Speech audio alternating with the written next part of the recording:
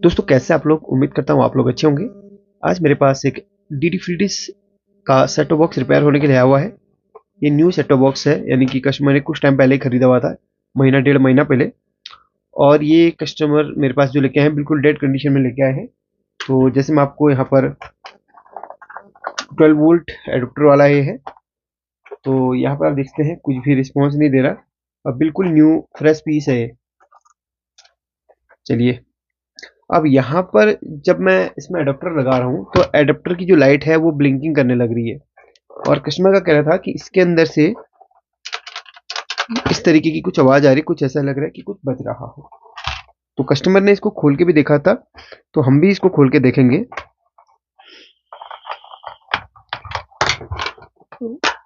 ऐसे पूरा स्क्रू वगैरह इसका ढीला हुआ है। अच्छा, यहाँ पर ये जो है एल्यूमिनियम का है, इसका हीट सिंक ये मेरे ख्याल से यहाँ से निकला हुआ है, माइक्रो कंट्रोलर के ऊपर लगा हुआ रहेगा, तो ये निकला हुआ है, चिपकाया होगा तो हल्का सा हो ही जाता है कभी कभार। तो चलिए, अब यहाँ पर इसको लगाने पर एडाप्टर जब ब्लिंकिंग कर रहा है तो प्रॉब्लम कुछ ना कुछ है, शॉर्टिंग की इसमें प्रॉब्लम हो सकती है, क्योंकि वोल्टेज ड्रॉप हो रही हो वहाँ से। तो सबसे पहले तो हम पहले एडाप्टर की आपको वोल्टेज दिखाते हैं, कितनी वोल्ट एडाप्टर अपना दे रहा है।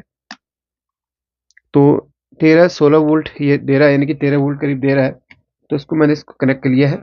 अब यहाँ पर हम वोल्टेज चेक करते हैं कि एडाप्टर, अब वहाँ पर देखिए बिल्कुल ये अनस्टेबल वोल्टेज आ रही है। देखिए एडाप्टर की जो वोल्टेज है ये पूरी गड़बड़ा रही है, यानी कि कुछ ना कुछ यहाँ पर शॉर्टिंग है। अच्छा, सबसे पहले तो यहाँ पर मैं इसको डायोड मोड में रख लेता हूँ और यहाँ पर चेक करता हूँ।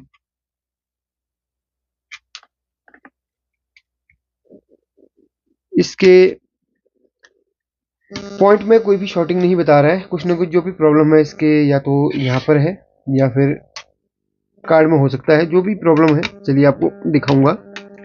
तो पूरा इसको उतार लेता हूँ। अभी के जो सेट टॉप बॉक्स आ रहे हैं उनके अंदर पहले जो अपने सेट टॉप बॉक्स आया करते थे मार्केट के अंदर, उसमें आपको सप्लाई और कार्ड अलग अलग मिल जाता था, जो कि इजीली वो कार्ड आसानी से मिल भी जाता था और सप्लाई आसानी से मिल भी जाती थी। जो अली 2028 वाले जो भी थे वो मिल जाते थे। उसके बाद हॉरिजेंटल कार्ड वाला आया, तो उसमें क्या था कि सप्लाई और कार्ड बिल्कुल एक ही टाइप के थे, तो वो भी मार्केट के अंदर नहीं मिलते थे। और अब जो मार्केट के अंदर ये बना रही है कंपनी, ये भी कहीं भी नहीं मिलते हैं। तो ये सप्लाई तो नहीं है, सप्लाई 12 वोल्ट से चलती है, और यहीं से देखिए ये 12 वोल्ट का जो ट्रैक है वो डायरेक्ट यहाँ पर कार्ड के अंदर ही आ रहा है। तो ये जो आईसी लगी है वो डिस्प्ले को ऑपरेट करने के लिए लगी हुई है आईसी, और यही आपकी आईआर आईआर के सिग्नल इधर से आ रहे हैं, तो ये आईसी डिस्प्ले के लिए है। और बाकी जो सारा फंक्शन है वो इधर से हो रहा है, और डायरेक्ट 12 वोल्ट इधर ही आ रही है। तो ये देखिए P 12 वोल्ट यहाँ पे जैसे लिखा हुआ है, तो 12 वोल्ट वहां से डायरेक्ट इधर आ रहा है। तो देखते हैं कंटिन्यूटी मोड में, तो इसका मतलब बीच में कहीं डायोड लगा हुआ है, यहाँ पर ये है। तो ये डायोड लगा है, डायोड वैल्यू दिखा रहा है। तो यहाँ तक और यहाँ से यहाँ तक ये 12 वोल्ट यहाँ पर बिल्कुल है। अब यहाँ पर 12 वोल्ट और ग्राउंड में चेक करता हूँ, डायोड वैल्यू दिखा रहा है। अब 12 वोल्ट कहाँ से कहाँ जा रही है, तो ये 12 वोल्ट जा रही है इधर से इधर, तो कहीं ना कहीं रेगुलेटर है। हाँ, ये रेगुलेटर आईसी है। और ये क्या है, ये भी रेगुलेटर आईसी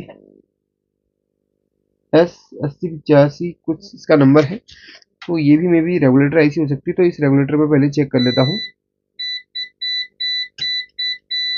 तो यहाँ पर इस रेगुलेटर के अंदर ये शॉर्टिंग की समस्या इस रेगुलेटर के अंदर बना रहा है। अब क्या शॉर्ट है ये तो मैं नहीं कह पाऊंगा, फिर भी हम चेक करेंगे सारी चीजें।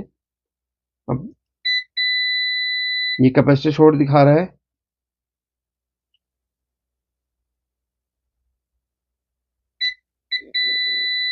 यहाँ पर ये कैपेसिटर शॉर्ट दिखा रहा है। सारे कैपेसिटर अपन चेक करते हैं, ये भी शॉर्ट दिखा रहा है।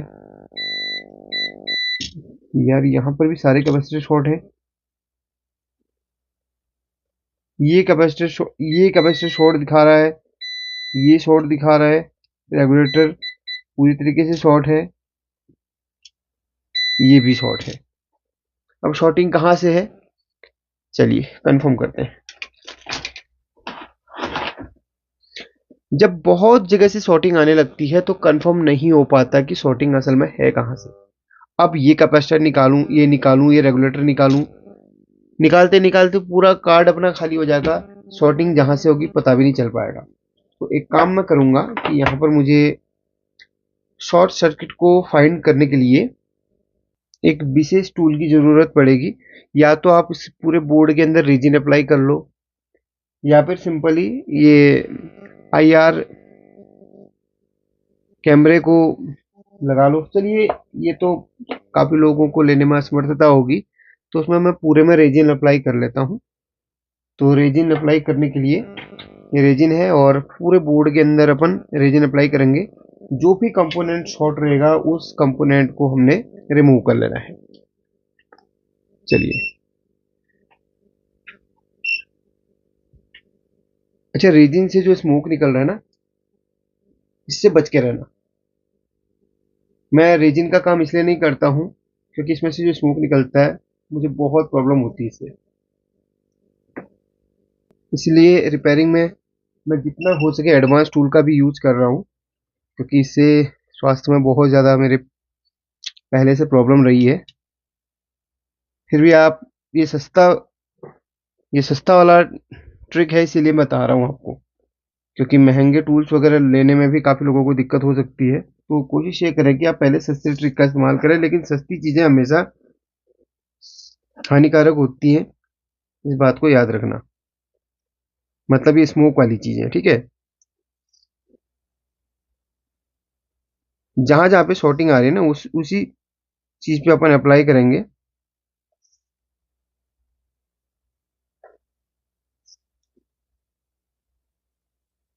ये जितने भी रेगुलेटर्स दिख रहे हैं अपने को, जितने भी कंपोनेंट्स दिख रहे हैं जिनमें आपको डाउट हो सकता है, उनके अंदर आपको ये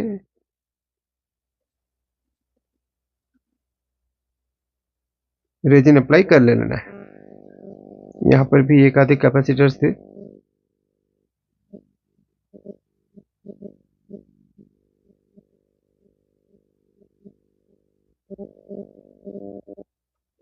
लगभग सारे कंपोनेंट्स में अपन रेजिन अप्लाई कर दिए हैं।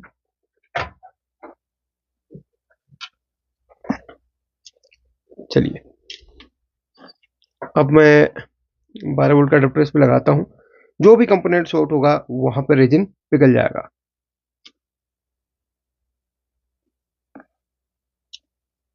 ओह तेरी, इस पे मुझे ऐसा लग रहा है कि सबसे पहले इसी में पिघला हुआ है।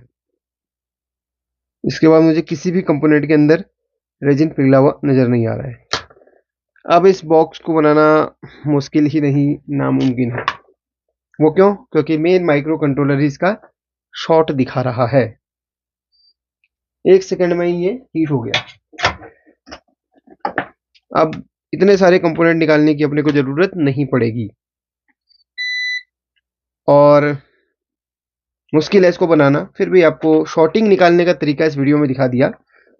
अब पहले कंफर्म करने के लिए शॉर्टिंग देखिए, पहले इधर पे देखो, इसमें शॉर्टिंग है, इसमें शॉर्टिंग है, इसमें शॉर्टिंग है, और मतलब छोटे छोटे कैपेसिटर इस एरिया में भी है, शॉर्ट दिखा रहे हैं। तो इसको निकाल देता हूँ, और इसको निकालते ही सभी में शॉर्टिंग हट जाएगी। तो ये खराब है। वैसे भी इसको जो है ना, हमने आपको दिखा दिया कि शॉर्टिंग इसी से है, कंफर्म हो गया। फिर भी इसको निकालने के बाद आपको दिखा देता हूँ कि शॉर्टिंग यहीं से है। जैसे हमने रेजिन अप्लाई किया और उसके बाद इसको हीट देना स्टार्ट किया, तो जस्ट हीट देते ही पता चल गया कि शॉर्टिंग इधर से है। अब इस आईसी को मैं बाहर निकाल लेता हूँ, और निकालते ही शॉर्टिंग चली जाएगी। तो समझ लीजिएगा इस आईसी में ही 100% प्रॉब्लम है। ये आईसी नहीं बल्कि एक माइक्रो कंट्रोलर आईसी है, जो कि इस सर्किट का मेन पार्ट है, जो कि मिलना इतना आसान नहीं है, और मिल भी जाएगा तो प्रोग्रामिंग अपन इसकी नहीं कर पाएंगे। ये प्रोग्रामेबल आईसी होती है।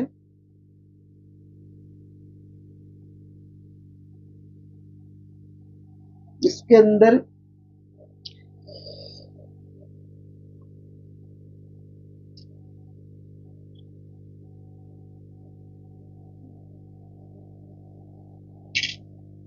इसको निकाल दिया मैंने।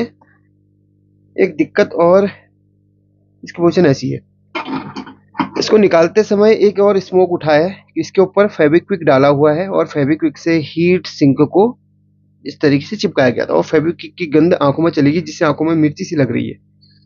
ऐसे ऐसे केमिकल इस्तेमाल हो रहे हैं जो कि टेक्नीशियंस के लिए बहुत ज़्यादा हानिकारक हैं, बहुत ज़्यादा हार्मफुल है। तो बच के रहें सभी लोग। हीट सिंक गिरी होगी इसी वजह से, क्योंकि ये ओवरहीट हो गया होगा और ये गिर गई। तो हम पहले, मुझे समझ जाना चाहिए था, बट जब हमने चेक किया तभी पता चल पाया। मे भी ठंडा हो गया अभी चेक करते हैं इसको। आपको क्या लगता है, शॉर्टिंग चली जाएगी या फिर नहीं? कमेंट करके बताइए। फाइनली शॉर्टिंग जा चुकी है, अभी कोई भी शॉर्टिंग इसके अंदर नहीं है। अब मैं इसमें अडेप्टर को लगाता हूँ। कोई भी ऐसा फ्लक्चुएशन अब नहीं है, स्टेबल वोल्टेज बन रही है। एडाप्टर में बिल्कुल लाइट जल रही है कंटिन्यूसली। 12 वोल्ट प्रॉपर बन रही है। ये देखिए 3.3 प्रॉपर बन रही है, 1.1 प्रॉपर बन रही है। तो सारी वोल्टेजेज अभी ओके हैं। इस कैपेसिटर पे वोल्टेज बनने लग गई और एक शॉर्ट दिखा रहा था अपना ये, इस पे भी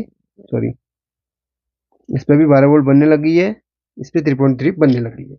सारी वोल्टेज ओके हो चुकी है। तो खराबी कहाँ से है? खराबी इस आईसी से है, जो कि अब मिलना इम्पॉसिबल है। कहीं पुराने कार्ड से अगर मिल गई तो मैं लगाऊंगा। और जो कि आईसी है, इतना वो तो नहीं है। GX 6101, ये तो बहुत पुराने कार्ड्स पे लग के आती थी। GX 6101 नेशनल चिप की है, नेशनल चिप की आईसी है। कहीं मिल जाती है तो इसको लगा दूंगा, नहीं मिलती है तो कहीं से ढूंढ के अगले पार्ट में लगाऊंगा। कोशिश अभी करता हूँ 10 मिनट के लिए। दोस्तों ढूंढने पर मुझे 2 कार्ड तो मिले, बट प्रॉब्लम एक आ गई है तो इसके अंदर वही chip 6101, national chip 6101 H number की, ये देखिए। लेकिन प्रॉब्लम क्या है, ये जो कार्ड है अपने पुराने वाले जो कार्ड थे अपने, उनमें बड़ी आईसी लगी हुई है और इसमें छोटी आईसी है। ऐसे ही पुराने टाइम पे और कार्ड भी आते थे जिनमें छोटी वाली GX 6101S लगती थी। तो ऐसे ही कार्ड फिलहाल अभी तो नहीं है, लेकिन शॉप में स्क्रैप में ढूंढूंगा मैं। अगर वहां ऐसे कार्ड मिल गए तो इसके बनने के चांसेस हैं। 80% बनने के चांसेस है। 20% अगर कार्ड नहीं मिल पाया तो नहीं बन पाएगा, लेकिन 100% बनाऊंगा जरूर इसे। आज नहीं तो कल इसका सेकंड पार्ट जरूर लग जाऊंगा। तो इतना मैंने आपको गाइड कर दिया। अगर इस तरीके के कार्ड है, फॉल्ट तो आपको मिल जाएगा इस तरीके से जैसे मैंने आपको बताया था। लेकिन अभी जो स्मोक निकला उससे मेरे को बहुत ज़्यादा प्रॉब्लम क्रिएट अभी हो गई है। मैं सिर्फ आपको दिखाने के लिए रेजिन का इस्तेमाल कर रहा था, लेकिन मैं रेजिन इस्तेमाल करता नहीं हूँ। मैं इसीलिए इस थर्मल कैमरा को लेके आया हूँ इस काम को करने के लिए। इस काम को नहीं, बल्कि शॉर्ट किलिंग को ढूंढने के लिए। मतलब शॉर्ट जहीं पे है, जो भी पार्ट शॉर्ट होता है वो हीट होता है, तो इस कैमरे से उसको हम पकड़ सकते हैं। रिकमेंड इसलिए नहीं कर रहा था क्योंकि महंगा प्रोडक्ट है।